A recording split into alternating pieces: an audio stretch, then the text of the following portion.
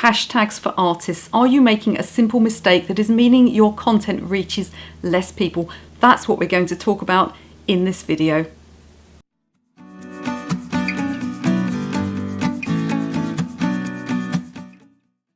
Welcome back to the channel. If we haven't met before, my name is Michelle. On this channel, you'll get art techniques and business and social media advice for artists. So do consider subscribing, hit the subscription button and press the little bell notification button next to it and you won't miss anything.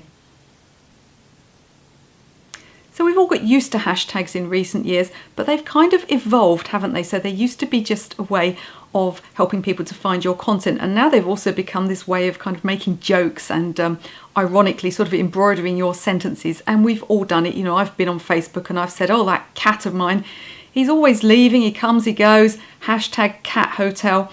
And, you know, it's quite fun to use hashtags in that way. But what it's done is it's kind of watered down the original meaning of hashtags. And it's meant that when you come to use them to help people to find your content, you're watering them down and using them vaguely, and it's not really working. So I'm going to give you a few examples so that you'll understand the best way of using hashtags in order to help people find your content. Now, we're not going to talk about specific hashtags to use at this stage because that's something for another video. It's quite a big subject and I will be doing more training on hashtags.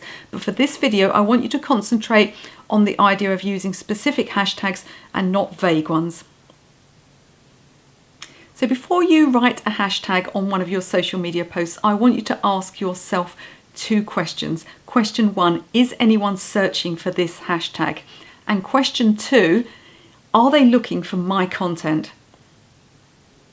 So let's look at a couple of examples of vague hashtags. So I see people using things like hashtag awesome or hashtag inspirational. So let's look at the first one and ask those two questions. Is anybody searching for hashtag awesome? Now, somewhere on the planet, some 9-year-old is searching hashtag awesome, but it's just too vague. There aren't going to be many people searching for that term on its own, because awesome what? Awesome video games, awesome cat videos, awesome quiche recipes. You know, you can't tie it down. So very few people are going to be searching for hashtag awesome. There's no point putting it in relation to your artwork. So let's look at the second one, hashtag inspirational. Now, is anyone searching for that? Well, yes, probably they are. But are they looking for your content? Are they searching inspirational in order to find, say, oil paintings of seascapes? Unlikely.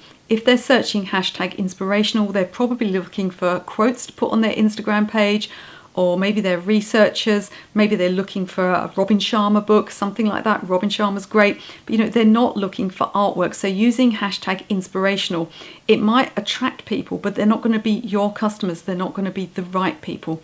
So if you use a hashtag to attract a certain type of person, and then what you're trying to sell them is not related.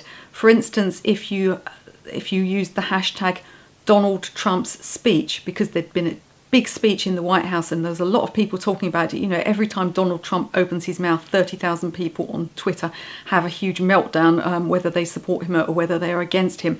And so you could use the hashtag Donald Trump's speech and you'd attract thousands and thousands of people to your post. However, if you were trying to flog a painting to them, they're just going to be really, really irritated and they'll probably block you or stop following you. So it's really important not to use hashtags that aren't related to your industry.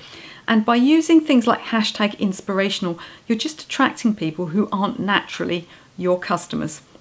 So I want you to use more specific hashtags. I'm going to be doing another video on hashtag training, and we're going to be looking at the different types of hashtags, how you can use them to connect with people, to connect with brands, and to find other people in your industry to work with. And if you're ready to take your creativity to the next level, do hit the subscribe button and ring the bell notification. You won't miss anything, and I'll see you again in my studio soon.